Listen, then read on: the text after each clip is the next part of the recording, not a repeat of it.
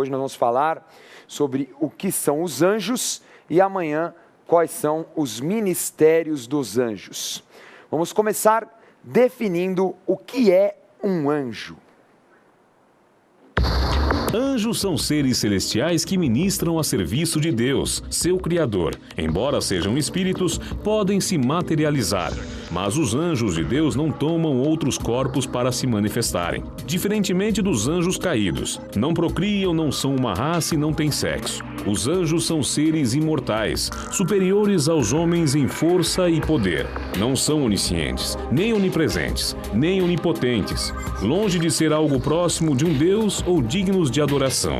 Anjos são mencionados 108 vezes no Antigo Testamento e 175 vezes no Novo Testamento.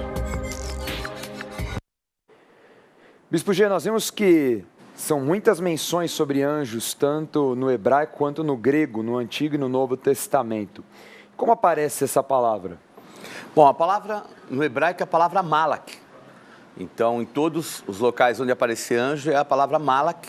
E anjo de Deus, né? Malak Jeová. E malak é interessante o termo, né? Porque é meu mensageiro mesmo, é aquele que é o mensageiro celestial. E o livro de Malaquias, né, já vê que como é Malaquias, é o livro Meu Mensageiro, né, o livro que encerra o Antigo Testamento e que traz a informação do que viria depois através de Jesus Cristo. Então já trazendo aí uma menção de um anjo do Senhor naquilo que viria no futuro também. E no grego é a palavra angelos. E a mesma forma, a mesma interpretação, tudo igualzinho, angelos e malak. Como nós falamos, anjo é uma criatura. Então, é muito importante dizer que não existe culto aos anjos. Não é? Tem algumas pessoas, algumas religiões que tratam a adoração de anjos, contato com anjos, coisas completamente fora da verdade bíblica. Vamos ver isso comprovado em Apocalipse 22 e Colossenses 2. Vamos lá, Apocalipse 22, versículos 8 e 9. Eu, João, sou quem ouviu e viu estas coisas, e quando as ouvi e vi, prostei-me antes os pés do anjo que me mostrou estas coisas, para adorá-lo. Então ele me disse, vê, não faças isso. Eu sou o conservo teu, dos teus irmãos, os profetas e dos que guardam as palavras deste livro. Adora a Deus. E mais, Colossenses 2, versículo 18. Ninguém se faça árbitro contra vós outros, pretextando humildade e culto dos anjos, baseando-se em visões, enfatuado, sem motivo algum, na sua mente carnal. Então o apóstolo João, no livro de Apocalipse, falando, né, que da experiência que ele teve diante de um anjo, e ele, talvez até pela ignorância, pelo momento, né, pelo desconhecimento, acabou por se ajoelhar em uma tentativa de adoração, e o anjo o repreende, né, fala, ó, não me adore, adore a Deus. O interessante no Antigo Testamento, principalmente, é que o termo também anjo do Senhor era também a manifestação de Deus numa forma que as pessoas pudessem interpretar que era Deus. Então, existia essa tendência, vamos dizer, até de confusão, é chamada teofania. Então, um local que a gente percebe isso é com Gideão e outros, que a gente percebe que não é somente um anjo, mas é a presença de Deus trazendo algumas informações e também trazendo milagres, né? Então, já com a manifestação de milagres. Então, ficou muito claro isso para os judeus e, de repente, houve assim seitas que cultuavam aos anjos. Então a gente vê até os essênios, né, aquela seita que ficava no deserto, que se afastava da civilização, alguns deles tinham esse lado de culto aos anjos, e isso era um perigo, porque o que acontece? Os anjos que a gente cultuar, por exemplo, eu vou acender uma vela para o meu anjo da guarda. Você pode estar acendendo uma vela para um anjo, mas não é anjo de Deus, porque os anjos que recebem a adoração são os anjos caídos, são os anjos, né, que não são do Senhor. Então você viu aí a questão que João, talvez até porque no Novo Testamento tinha a questão do anjo do Senhor, talvez deve dar uma boa confusão, né? E nós vimos depois Paulo repreendendo os colossenses, né? De já uma possível heresia, algum tipo de seita que prestava culto aos anjos, falando não tem nada a ver, são criaturas e somente a Deus prestarás culto e adoração. O que deveria ser até uma coisa um pouquinho óbvia para os judeus, porque na lei de Moisés era muito claro isso, somente a Deus prestarás culto e adoração, não é? Então, às vezes, ficava essa confusão, e aí nós vemos seitas que surgiram, principalmente por causa da influência grega, a influência grega que trouxe, né, fez com que aquilo que era um culto a Deus limpo, né, sacerdotal, se tornasse uma religião. E aí que começam realmente os deslizes. Porque assim, né, para algumas, vamos dizer assim, filosofias gregas, né, tinha assim, os anjos eram emanações de Deus. Então eles prestavam culto porque eram emanações de Deus, né? Então isso era uma confusão. Por isso que a igreja de Colossos, né, ela é advertida por Paulo para não entrar nesse erro. E os judeus, infelizmente, começaram a entrar também nesse erro, né, pela manifestação. Até, vamos dizer assim, uma coisa até, vamos dizer, entre aspas, normal, porque as pessoas quando confrontam o mundo espiritual, o sobrenatural, a tendência é de buscar um sentimento de adoração. Por isso que a orientação na Bíblia ela é muito assim, clara, ela é categórica para que não haja adoração a anjos, né? A primeira aparição da palavra anjo, né, até da pessoa do anjo, está em Gênesis 16. Vamos lá, Gênesis 16, versículos 7 a 12. Tendo achado o anjo do Senhor junto a uma fonte de água no deserto, junto à fonte no caminho de Sur, disse-lhe Agar, serva de Sarai, de onde vens e para onde vais? Ela respondeu, fujo da presença de Sarai, minha senhora. Então lhe disse o anjo do Senhor, volta para tua senhora e humilha-te sob suas mãos. Disse-lhe mais o anjo do Senhor, multiplicarei sobremodo a tua descendência, de maneira que por numerosa não será contada. Disse-lhe ainda o anjo do Senhor, concebeste e darás à luz um filho, a quem chamarás Ismael, porque o Senhor te acudiu na tua aflição. Ele será entre os homens, como um jumento selvagem. A sua mão será contra todos, e a mão de todos contra ele, e habitará fronteiro a todos os seus irmãos. Interessante a primeira aparição de um anjo aí num momento de um erro, né? Interferência direta em um erro de Abraão, porque Abraão, por não esperar a promessa e dar ouvidos a Sara, acabou aí tomando Agar para gerar um filho que não era o filho da promessa.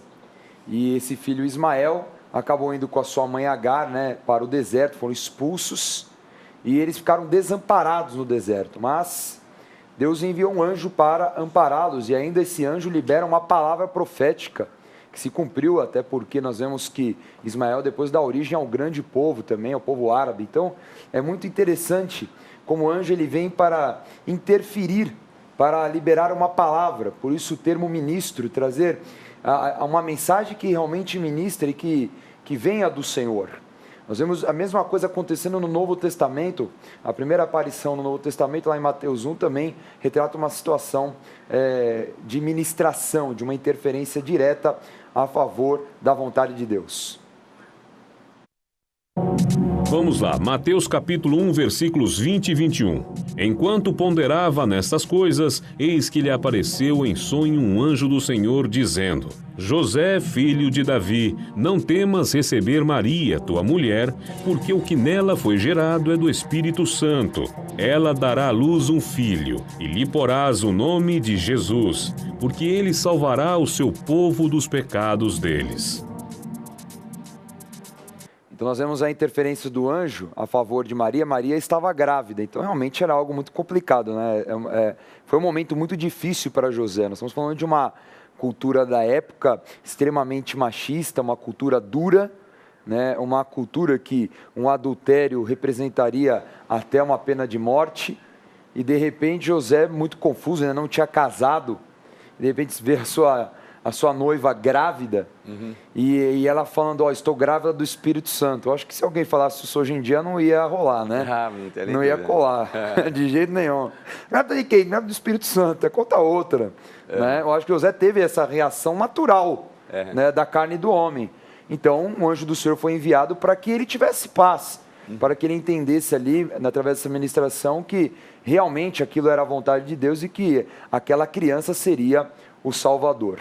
E aí um lado, né, muito importante por parte de José, né, que ele era um homem bom realmente, porque ele ia deixá-la sem infamá-la, sem nada, porque ele poderia, né, até fazer uso disso, mas ele ia sair assim, tipo em silêncio e deixá-la. Mas vejam que Jesus sendo gerado já tinha ali uma confusão familiar, mas o anjo do Senhor vem lá e desfaz toda a confusão familiar. E é interessante que o anjo, ele não aparece corporalmente, uma teofania, uma manifestação, uma aparição, mas ele ministra em sonhos. Então tem anjos do Senhor que ministram em sonhos. Vamos ver aí Hebreus capítulo 1, que fala exatamente dessa condição dos anjos. Vamos lá, Hebreus capítulo 1, versículos 13 e 14. Ora, a qual dos anjos jamais disse: assenta-te à minha direita até que eu ponha os teus inimigos por estrado dos teus pés? Não são todos eles espíritos ministradores, enviados para serviço a favor dos que hão de herdar a salvação? Então o escritor de Hebreus, ele afirma aí que os anjos são ministros. Então, até pela condição da própria palavra, né, o significado da palavra anjo, né, malak, que é mensageiro, então ele é um instrumento de Deus para ministrar o homem e interferir também no mundo espiritual a favor do homem. Isso também é visto lá em Daniel capítulo 10. Vamos lá, Daniel 10, versículo 12. Então me disse: não temas, Daniel, porque desde o primeiro dia em que aplicastes o coração a compreender e a humilhar-te perante o teu Deus, foram ouvidas as tuas palavras, e por causa das tuas palavras é que eu vim. Nós vemos aí que os anjos têm uma relação até pessoal com Deus, né? Um contato direto com Deus, obviamente com a permissão do Senhor, visto que já estudamos sobre isso, que o Senhor está no trono, que seria no terceiro céu, mas que eles conhecem a Deus numa esfera até pessoal, não é? E aí nós vemos como Deus, ele libera realmente a interferência a favor de Daniel num momento muito difícil, um momento que Daniel tinha feito o concerto com Deus e tinha aclamado para que o povo de Judá pudesse voltar, reconstruir Jerusalém. Então aí uma interferência espiritual importantíssima para que depois, como nós estudamos, Esdras, Ageu, Zacarias, Zorobabel, Jesua, depois Neemias, pudessem realizar a reconstrução de Jerusalém. Então olha aí, a força de um anjo a favor, né, de uma oração. E muito interessante também, Dani, que ele ora a Deus, ele jejua ao Senhor, e é o Senhor quem envia o anjo. Porque as pessoas muitas vezes vão orar ao anjo, ou pedir para o anjo ajudar, eles são ministradores de Deus aos homens. Então não adianta ficar pedindo para anjo, tem que pedir para aquele que dá ordem aos anjos. Na verdade, devia falar diretamente, anjos estejam aqui, na verdade fala, né, que o Senhor envia os seus anjos. Isso, perfeito. Muito bem, vamos ler Gênesis 32, que é uma passagem interessante aí de uma situação física entre o homem e o anjo. Vamos lá, Gênesis 32, versículos 22 a 28. Levantou-se naquela mesma noite, tomou suas 2 mulheres, suas 2 servas e seus 11 filhos e transpôs o val de Jaboque.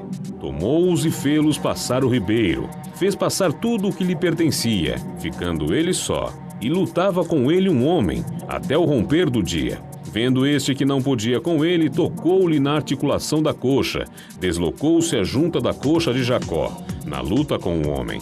Disse este: deixai-me ir, pois já rompeu o dia. Respondeu Jacó: não te deixarei ir se não me abençoares. Perguntou-lhe, pois, como te chamas? Ele respondeu: Jacó. Então disse: já não te chamarás Jacó, e sim Israel, pois como príncipe lutaste com Deus e com os homens e prevaleceste. Esse é o episódio que já deu até origem à música, né? Jacó e o anjo, não é? Segurou o anjo, não deixou o anjo subir. E é interessante aí a condição do anjo do Senhor até numa esfera material, né? Como um homem. Então ali nós vemos a luta entre Jacó e o anjo e algo muito forte que mostrava até a personalidade de Jacó, um homem realmente perseverante, persistente. Então nós vemos a condição do anjo também de materialização. Então os anjos do Senhor, como falamos, eles não possuem corpos físicos, mas eles têm o poder de materialização mediante a vontade de Deus. Já diferente dos anjos caídos que oprimem e que podem possuir, né, o homem, se o homem não estiver coberto com o sangue do Cordeiro, obviamente tendo essa habilitação, essa condição. Então nós vemos aí a condição que o anjo tem de interferir. Nós vemos até antes, no capítulo 19, por exemplo, quando os anjos vieram para anunciar a Ló, né, a destruição de Sodoma, e tem muitas e muitas situações ao longo da palavra da condição dos anjos como homens, não é? Então, fica claro aí mais uma condição, mais uma característica dos anjos. Vamos ver Lucas capítulo 20. Vamos lá, Lucas 20, versículos 34 a 36. Então lhes acrescentou Jesus: os filhos deste mundo casam-se e dão-se em casamento, mas os que são ávidos por dignos de alcançar a era vindoura e a ressurreição dentre os mortos não casam, nem se dão em casamento, pois não podem mais morrer, porque são iguais aos anjos e são filhos de Deus, sendo filhos da ressurreição. Então, em resposta aos fariseus, Jesus fala de algumas características muito importantes. Aí, nesse caso, são 3. Primeiro, que os anjos são seres pessoais, eles têm inteligência, eles têm vontade.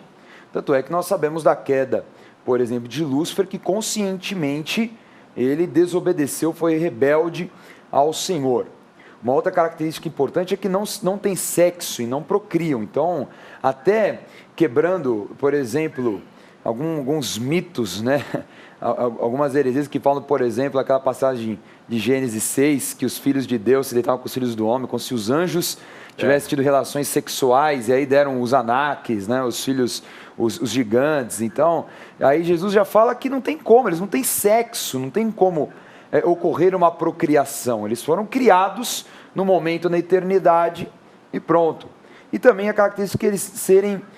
eles não se relacionam carnalmente porque eles são espirituais, não é isso? Então, confirmando aí Jesus da natureza do anjo. O anjo é um ser espiritual, ele não é um ser carnal, ainda que ele possa se materializar. Muito bem, e os anjos são imortais também, né? Porque eles não adoecem, não morrem, então se eles não são carnais, né? Eles não ficam doentes, eles não ficam com resfriado, com gripe, com virose. Então não existe essa não ficam com depressão. Porque eu assisti um filme uma vez de um anjo, e o anjo estava deprimido. Entendeu? Então é umas coisas loucas que a gente vê por aí, né? Hoje com depressão. É demais essa, né? E os anjos, obviamente, têm poderes sobre-humanos. Vamos ler isso no Salmo 103. Vamos lá, Salmo 103, versículo 20. Bendizei ao Senhor todos os seus anjos, valorosos em poder, que executais as suas ordens e lhe obedeceis a palavra. E mais, Isaías 37, versículo 36. Então saiu o anjo do Senhor e feriu no arraial dos assírios a 185.000. E quando se levantaram os restantes pela manhã, eis que todos estes eram cadáveres. Maravilha, então vemos aí que além do salmista falar a condição do anjo, né, maior, mais forte em poder, né, dotado de poderes, de ter a condição de fazer algo que o homem não consegue fazer, aí também tem um exemplo interessantíssimo que Isaías fala sobre a destruição dos assírios, não é? Então, aquela luta que teve, Senaqueribe, que fez um grande cerco em Jerusalém, ameaçou, e a história que nós já sabemos, e Ezequias foi buscar o Senhor, e que ali vem um anjo, e esse anjo traz um grande morticínio, uma grande peste, não é? Então você vê a justiça do Senhor manifestar através de um anjo. Então é algo realmente sobre-humano. E o interessante também, né, que você até falou uma peste, porque historicamente, acho que é Filo, não lembro se é ele ou qual que é o historiador, que fala que no arraial dos assírios tinham muitos ratos, tudo, e que interpretam que fosse uma praga de ratos que dizimou o exército, né? E isso é confirmado depois historicamente. Mas a praga de ratos só teve nos assírios, quer dizer, não entrou para dentro de Jerusalém, né? O que seria difícil, né? Mas a gente percebe, de qualquer forma, foi a mão de um anjo do Senhor. Se usou uma peste, o que ele usou, não importa, foi a boa mão de Deus protegendo o seu povo. Aí pode falar de uma outra questão aí de uma manifestação sobre-humana, até o anjo que quando aparece na ressurreição, né? Que vem um grande terremoto, aí move aquela pedra, né? Então não era uma pedra que a gente acha que é uma pedrinha pequenininha lá, mas era uma bela de uma pedra. Sem dúvida. Né? Bem grande, que precisaria de muitos homens para movê-la. Inclusive isso surpreende todas as pessoas. Como é que quem moveu a pedra? Como é que foi? Então a gente vê aí a força que um anjo tem, não é? Vamos ler aí 2 Pedro 2:11, que fala a comparação entre o homem e o anjo. Vamos lá, segunda carta de Pedro 2, versículo 11. Ao passo que anjos, embora maiores em força e poder, não proferem contra elas juízo infamante na presença do Senhor. O apóstolo Pedro, ele afirma que os anjos são superiores aos homens em força e poder, até pela condição espiritual que eles têm. Então, fica aí bem claro uma comparação, quem é mais forte? Claro que o anjo vai ser mais forte, é porque a realidade que ele tem, a visão aberta e tudo mais é diferente da de um homem. Por fim, Pedro também fala sobre a condição de criatura dos anjos. Vamos ler. Vamos lá. Primeira carta de Pedro 1, versículo 12. A eles foi revelado que não para si mesmos, mas para vós outros, ministravam as coisas que agora vos foram anunciadas por aqueles que, pelo Espírito Santo enviado do céu, vos pregaram o Evangelho, coisas essas que anjos anelam percustrar. Muito bem, então nós vemos aí que os anjos eles têm um conhecimento limitado das questões espirituais, então eles não são oniscientes, não são onipotentes, não são onipresentes. Né? Um fato interessante que a gente também tem que levar em conta, Dani, que apesar deles não serem assim, eles têm a liberdade de agir como criaturas de Deus, porque eles têm o sentimento de Deus. Então, por exemplo, estava falando sobre Jacó, né? Então, ali aquela luta de Jacó, porque às vezes a ideia que as pessoas têm é que o anjo também só faz alguma coisa se Deus mandar, que ele não tem sentimento, que ele não tem atitude, espera só alguma coisa, como se fosse um robô de Deus. E não é. O anjo tem sentimento, ele tem atitudes, obviamente, atitudes muito próximas de Deus, por serem anjos de Deus. Sim. E ali você vê que ele, inclusive, ele toca na vida de Jacó, ele solta, né? A coxa, né, ele cria um problema até para Jacó, porque Jacó precisava quebrar uma limitação que ele tinha e tinha que aprender a perseverar por coisas maiores. Então, o anjo do Senhor também trata as pessoas quando estão fazendo coisas erradas e precisam aprender a fazer as certas, ou então a pessoa tem que vencer etapas na sua vida e tem limitações, o anjo vai acompanhando e vai acertando essas coisas para que eles possam alcançar novos patamares. Exatamente. Então, eles têm esse envio, né, de Deus, e além do envio, eles têm, obviamente, eles têm, né, o ensino, né, como eu poderia dizer, aquilo que são os conceitos de Deus. De Deus, sem dúvida. Não é? Para que o homem também seja auxiliado, ele possa estar no centro da vontade de Deus, como eles também estão. É mais ou menos como a gente, né? Porque Deus nos dá a liberdade de nós acompanharmos as pessoas naquilo que é necessário, e Ele também, com toda, obviamente, a experiência que a gente tem, o crescimento que a gente tem espiritual, o Espírito Santo de Deus na nossa vida, faz com que a gente acompanhe as pessoas naquilo que são as limitações, e nós na liberdade que temos e no conhecimento que temos de Deus. Só que os dos anjos estão ainda mais avançados pela proximidade deles do Senhor no mundo espiritual. Não é à toa que muitas vezes dizem que o dirigente de igreja, o pastor é o anjo da igreja. É, um termo bom. Não é? Vamos ver em Hebreus, né, a quantidade de anjos que existem. Vamos lá, Hebreus 12, versículo 22. Mas tendes chegado ao monte de Sião e à cidade do Deus vivo, a Jerusalém celestial, e a incontáveis hostes de anjos, e a universal assembleia. E mais, Deuteronômio 33, versículo 2. Disse, pois, o Senhor veio do Sinai e lhes alvoreceu de Seir, resplandeceu desde o monte Parã e veio das miríades de santos. À sua direita havia para eles o fogo da lei. Então, muito bem, usa o termo miríades. Miríades. Miríades é o termo já no português, né? No grego é a palavra mirías, que quer dizer incontável. Os anjos são incontáveis, obviamente tem um número, mas não dá para a gente ficar contando humanamente falando. Então é um número que não dá para expressar. É um número que Deus sabe porque Ele criou, lógico, mas que numa condição humana e até mesmo deles não tem como contar. É um número incontável de anjos. Muito bem, essa foi a aula de anjos, vamos revisar. Os anjos são seres celestiais que ministram a serviço de Deus, seu Criador. Embora sejam espíritos, podem se materializar, mas os anjos de Deus não tomam outros corpos para se manifestarem, diferentemente dos anjos caídos. Anjos conhecem a Deus pessoalmente e são inumeráveis. Não procriam, não são uma raça e não têm sexo. Os anjos são seres imortais, superiores aos homens em força e poder. Não são oniscientes, nem onipresentes, nem onipotentes. Longe de ser algo próximo de um Deus ou dignos de adoração. Segundo a palavra de Deus, não existe culto aos anjos. Próxima aula falaremos sobre o ministério, as atividades dos anjos. Vamos agora ao quadro Acontece.